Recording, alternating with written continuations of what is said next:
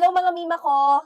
Ito pala yung nabili kong nebulizer para kay baby. Share ko lang yung nabili kong nebulizer. Sobrang nagustuhan ko talaga to dahil ito yung perfect nebulizer for kids. Ang kagandahan nga dito, hindi siya maingay. Sobrang tahimik ng nebulizer na to. Kaya pag ninaneb ko si baby sa gabi, wala talagang naririnig na ingay kaya hindi siya nagigising. Ang kagandahan pa dito, pwede siyang gamitan ng battery at pwede din siyang isaksak directly.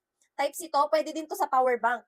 Ang kagandahan dito, madadala mo siya kahit saan, napaka-handy. Unlike sa malaking na At ayun nga mga mima ko, meron na siyang kasamang 2 face mask, isang mouthpiece, meron na din siyang manual at cord.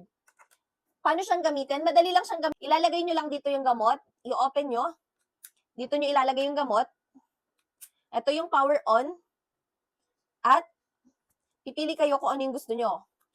Mouthpiece, face mask, ayan. Pwede nyo lagyan ng battery at pwedeng saksak directly. So, ayun mga mima ko, sobrang sulit ng nebulizer na nabili ko. Kaya kung gusto nyo rin, ilalagay ko na lang sa baba kung saan ko nabili. Check out na!